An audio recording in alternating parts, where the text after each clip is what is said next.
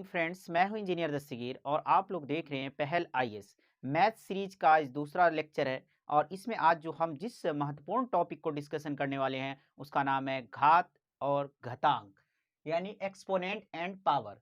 तो exponent and power की बात की जाए दोस्तों, तो क्लास 6 हो या क्लास 7 हो, चाहे क्लास 8 हो, 9th हो या क्लास 10th हो, इसकी महत्वपूर्ण भूमिका है। और मैथमेटिक्स के बेसिक पहलुओं को जानने के लिए आपको ये जानना बहुत ही ज़रूरी है। तो आज जो दोस्तों हम जानने वाले हैं वो बेसिक फॉर्मूला और इसके रूल्स को जानने वाले हैं। जैसा कि आप फॉर्मूला देख सकते हैं, पहला जो फॉर्मूला है वो है ए गुना ए गुने ए। अगर ए को 3 टाइम्स हम मल्टीप्लाई करते हैं तो ए की पावर 3 आई। तो यहाँ पे दोस्तों ए की पावर 3 जो है, घातांक जो 3 है, इस 3 को हमने क्या कहा, घातांक कहा। जो नीचे वाला है उसे मैंने क्या कहा, आधार कहा। तो यहाँ पे ए मेरा आधार हो गया, 3 मेरा घातांक हो गया। अगर होल की बात की जाए, ये पूरे की बात की जाए, तो इसे हम क्या बोलेंगे, इसे घात बोलेंगे। तो अगर मैं x ले लूं और x की पावर मैं 3 कर दूं, ये 3 जो हो गया इसे हम बोलेंगे घातांक, ये मेरा घातांक हुआ। x जो है इसे आधार बोलेंगे, आधार या बेस। और इस पूरे होल की बात की जाए तो इसे हम घात बोलेंगे। आप समझ गए होंगे। चाहे आप a लें, x लें, डजेंट मैटर। ये मायने नहीं रखता है कि आप a ले रहे हैं, y ले रहे हैं, x ले रहे हैं, कोई भी हो, जो जिस पे पावर हो उस पावर को हम घातांक बोलेंगे या नीचे वाले को हम आधार बोलेंगे और संपूर्ण को मिला दे तो उसे हम घात बोलेंगे। पहले फॉर्मूले की तरफ हम चलते हैं। अगर रहे 3 मल्टीप्लाई बाय 3 मल्टीप्लाई 3, तो 3 टाइम्स मल्टीप्लाई है, 3 बार गुना किया गया है। तो दोस्तों अगर इसका पावर कुछ भी नहीं है, घातांक कुछ भी नहीं है, तो हम 1 ले सकते हैं और इन सबको हम जोड़ देंगे तो 3 की पावर कितनी हो जाएगी, 3 हो जाएगी। इस तरह से हम इसको इजीली सॉल्व कर सकते हैं। तो हमारा ये 3 जो यहाँ पे, ये मेरा आधार हो गया और ये 3 जो हो गया ये मेरा घातांक हो गया, ये मेरा घातांक हो गया। अगर हम 4 ले देते, 3 में एक और मल्टीप्लाई कर देता हूं, तो अब क्या हो जाता मेरा पावर, अब मेरा पावर यहाँ पे 4 हो जाता, घातांक मेरा कितना हो जाता, 4 हो जाता, आधार मेरा 3 रहता। और इस पूरे को हम मिला देते दोस्तों, तो ये हमारा क्या हो जाता, ये घात हो जाता। तो घात के बेसिक पॉइंटों को हमने जाना आपने फर्स्ट रूल से, कि अगर कोई भी संख्या हो, जितनी बार मल्टीप्लाई की गई, जितनी बार मल्टीप्लाई की गई हो, उसके पावर को उतने बार हम क्या करेंगे, जोड़ देंगे। अगर दूसरे फॉर्मूले की बात की जाए तो यहाँ पे दूसरा फॉर्मूला, सेकेंड फॉर्मूला है हमारा a की पावर m इंटू ए की पावर n। तो यहाँ पे क्या करना है, यहाँ पे देखिए बेस, इसको क्या कहते हैं, नीचे वाले को बेस। तो बेस दोनों का सेम है। जब बेस दोनों का सेम हो तो हम क्या करेंगे, ऊपर वाले पावर को जोड़ देंगे। अगर ये गुना में हो, दो संख्याओं का बेस अगर सेम हो, दो संख्याओं का बेस अगर सेम हो, पावर या उसके घातांक अलग अलग हो, तो उसके बेस पे क्या करेंगे, दोनों पावर को जोड़ देंगे।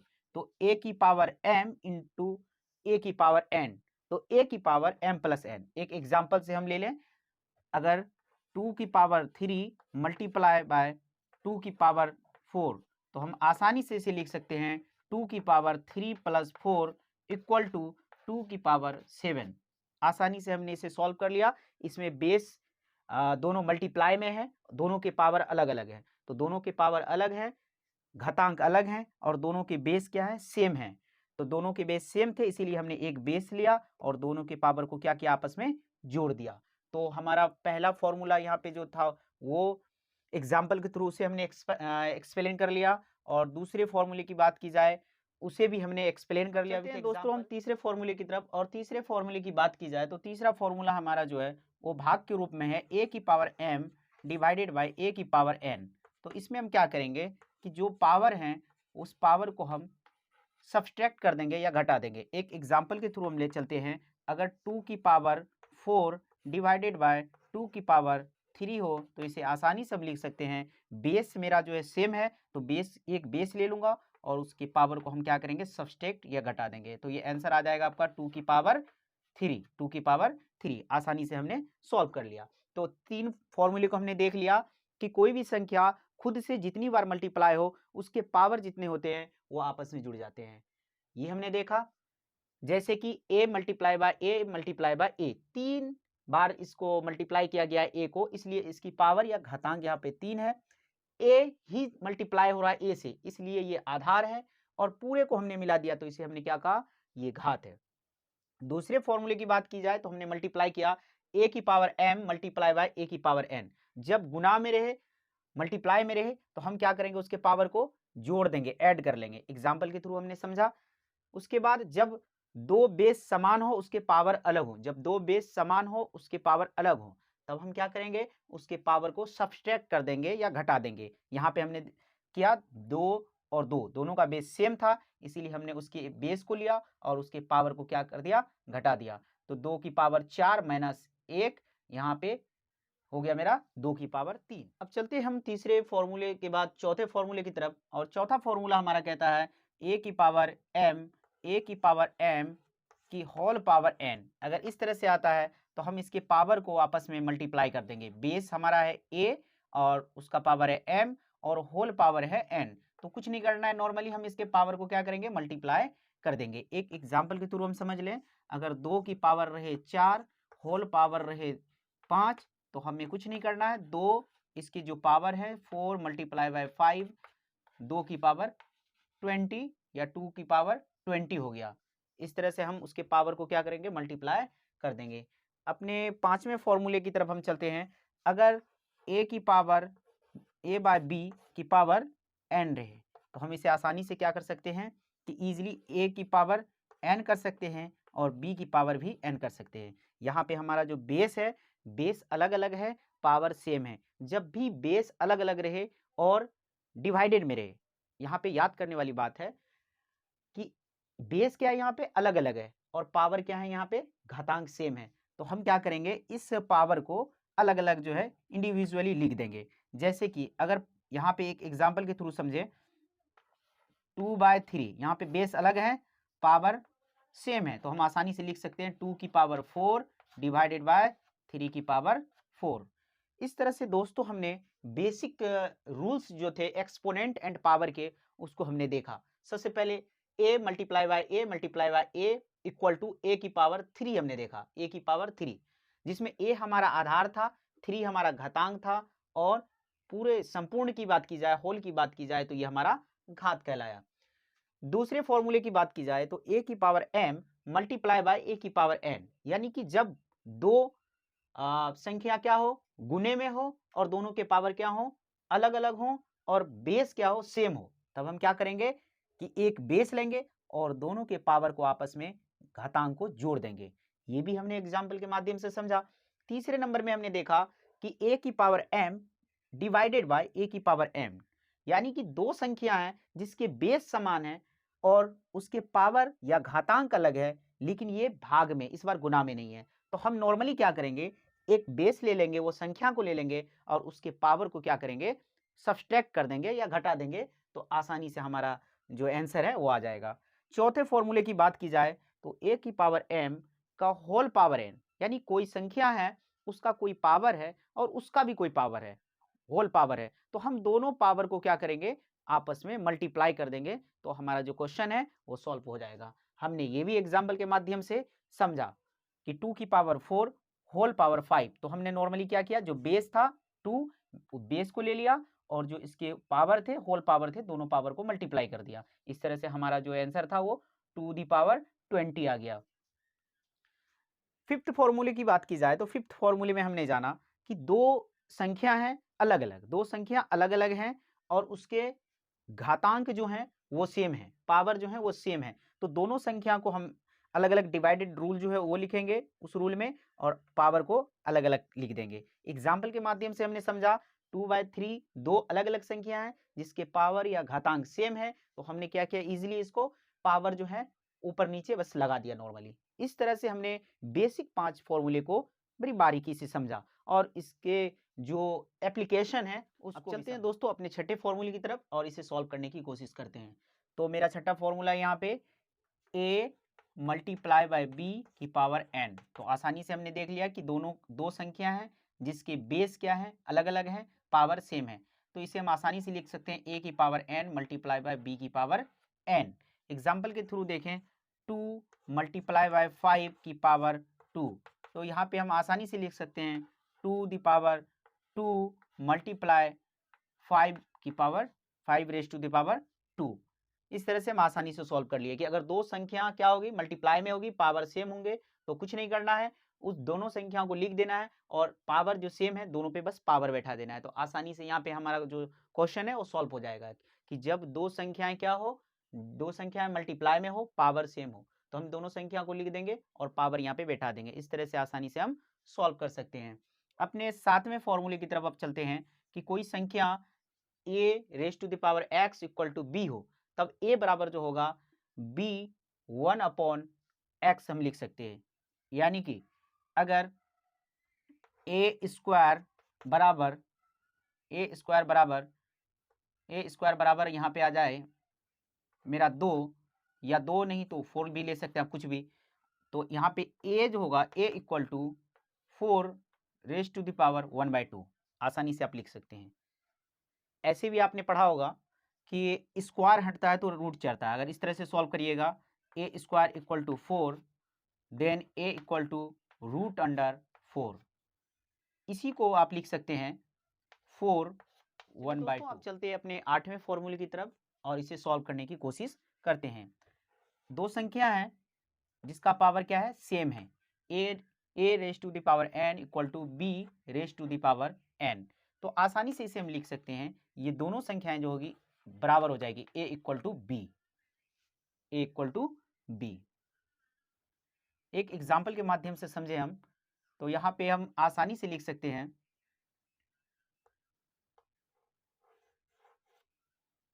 a की पावर 2 इक्वल टू a की पावर 2 इक्वल टू b की पावर 2।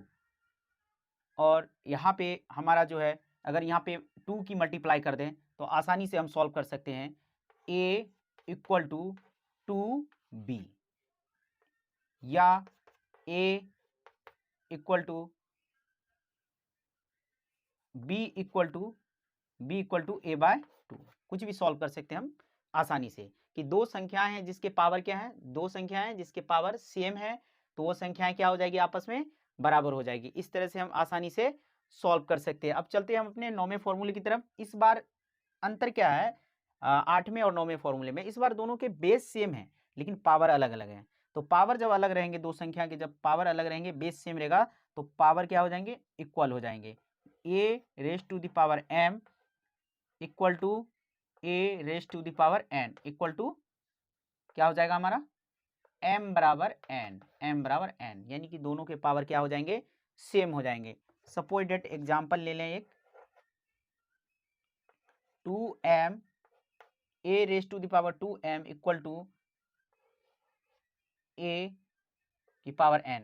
यहाँ पे दोस्तों हमारा हो जाएगा 2m बराबर n या m बराबर हो जाएगा n/2।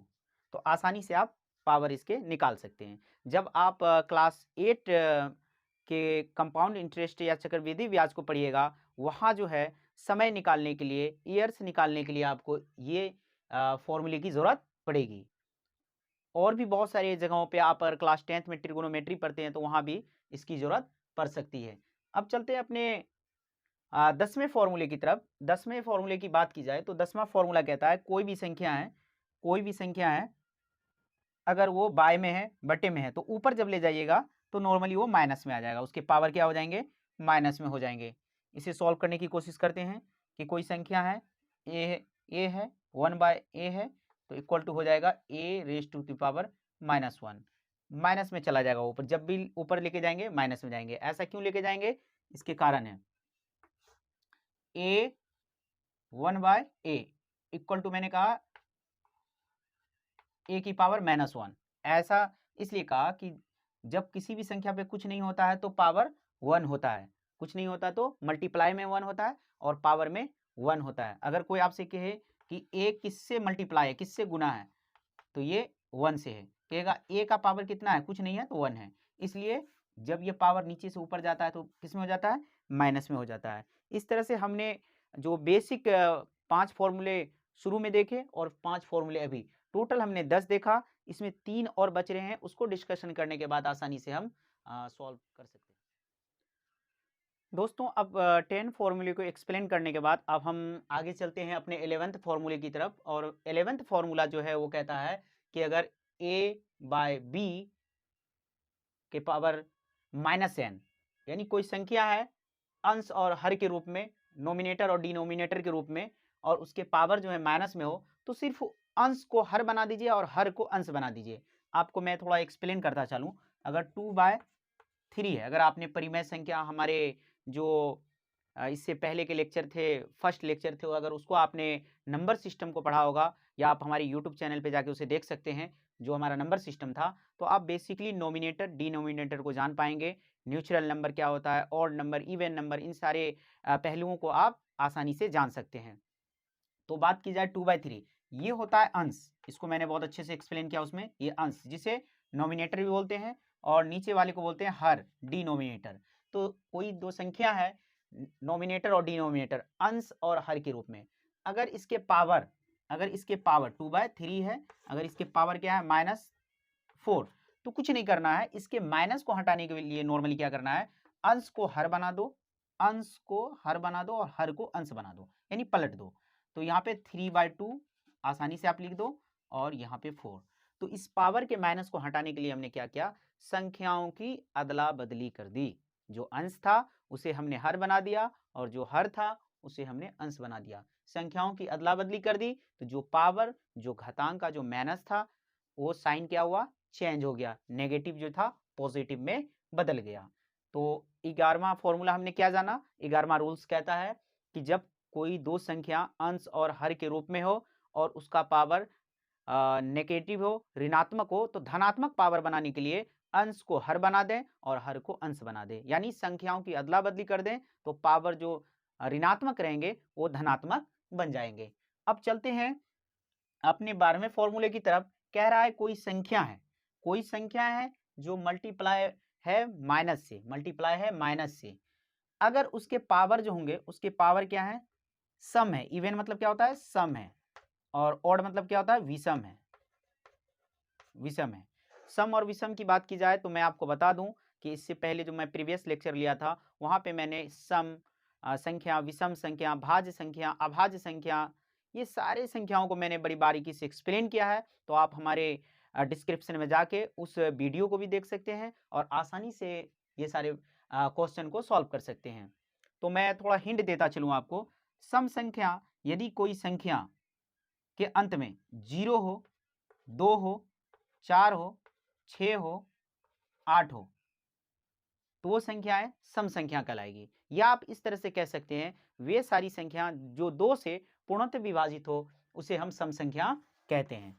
तो इस तरह से आप पकड़ सकते हैं कि कोई भी संख्या के लास्ट में क्या हो, अंत में क्या हो, 0 हो, 2 हो, दाएं साइड क्या हो, 0 हो, 2 हो, 4 हो, 6 हो, 8 हो। जैसे कि कोई संख्या ले लीजिए, सपोज 1 ले लेते हैं, इसके राइट साइड में आप ले लीजिए 0, देखिए 2 से डिवाइड है, 2 पंचे 10। कोई संख्या ले लीजिए 2, उसके साइड में लिख दीजिए 4, 2 से डिवाइड करिए, 12 दूना 24, ये भी संख्याएं कट गई। यानी कि वे सारी संख्याएं जो 2 से पूर्णतः विभाजित हो जाए उसे हम सम संख्या कहते हैं। या किसी भी संख्या के दाएं साइड 0 आ जाए, 2 आ जाए, 4 आ जाए, 6 आ जाए, 8 आ जाए, तो वो संख्याएं सम संख्या होती है। तो सबसे पहले तो हमने सम संख्या या इवन को जान लिया। तो अब एग्जाम्पल के थ्रू हम समझने की कोशिश करते हैं कि सपोज डेट मान लें यहाँ पे -2 की पावर 4 है, 2 की पावर 4 है, तो आसानी से आप क्या लिख सकते हैं, इसको ये हट जाएगा, ये माइनस हट जाएगा, क्योंकि 4 है। मैंने सिखाया है कि इसके पावर जो है क्या है, अगर 0 रहे, 2 रहे, 4 रहे, 6 रहे, 8 रहे, 0 2 4 6 8 रहे, तो इसे वो संख्या सम संख्या होती है। तो 4 है, इसका मतलब 2 से डिवाइड है, ये सम है, तो ये संख्याएं क्या हो जाएगी, ये माइनस जो है ये रिमूव हो जाएंगे। तो 2 गुने 2 गुने 2 गुने 2 इक्वल टू 2 दूना 4 दूना 8 दूना 16, 2 दूना 4 दूना 8 दूना 16, माइनस क्या हुआ दोस्तों, यहाँ से रिमूव हो गया। बस मैंने इतना सिखाने की आपको कोशिश किया है कि अगर कोई संख्या मल्टीप्लाई में हो, माइनस जो है मल्टीप्लाई में हो, माइनस क्या है यहाँ पे, गुना में, अगर माइनस रहे और उसके पावर जो है अगर सम है, सम की कंडीशन मैंने बता दिया कि कोई संख्या माइनस में है और उसके पावर सम है, तो वो संख्याएं जो है धनात्मक होगी, ऋणात्मक नहीं होगी, पॉजिटिव नंबर आएंगे। देखिए पॉजिटिव नंबर आया। इसके अपोजिट आप बात कर सकते हैं, इसके अपोजिट उल्टे की बात करें तो आप कह सकते हैं कोई संख्या है, कोई संख्या सपोज मान लेते हैं, एक एग्जांपल ले लेते हैं 2 का ही, लेकिन यहाँ पे क्या है, पावर उसका 3 है यानी विषम है। इस बार कोई संख्या माइनस में है और उसके पावर क्या है, विषम है, तो ये संख्याएं क्या हो जाएगी, ये संख्याएं किस में आएगी, तो ऋणात्मक संख्या आएगी, धनात्मक नहीं आएगी। आप करके देख लें, -2 माइनस गुने 2 -2, तो यहाँ पे आ जाएगा आपका 2 दूना 4 दूना 8, तो -8 आ जाएगा आंसर। 2 दूना 4 दूना 8 -8, यानी कि कोई भी संख्या है अगर मल्टीप्लाई में क्या है, गुने में है, गुने में मल्टीप्लाई में है और माइनस लगा हुआ है, अगर उसका पावर ऑड है, विषम है, तो वो संख्याएं ऋणात्मक होगी। तो आपसे सवाल पूछा जा सकता है कि कोई संख्या है, कोई संख्या है जो माइनस से मल्टीप्लाई है और उसके पावर जो है सम है, तो वो संख्या धनात्मक होगी या ऋणात्मक होगी, आप डायरेक्ट कह सकते हो वो संख्या धनात्मक होगी। फिर आपसे कहा जा सकता है कोई संख्या है जिसके पावर क्या है, विषम है, तो वो संख्याएं धनात्मक होगी या ऋणात्मक होगी, डायरेक्ट आप कह सकते हो वो संख्याएं ऋणात्मक होगी, नेगेटिव होगी। तो इस तरह से हमने बड़ी बारीकी से फॉर्मूला 1 to 13 को एक्सप्लेन कर लिया, जो आपके एग्जाम के पॉइंट ऑफ व्यू से बहुत ही महत्वपूर्ण है।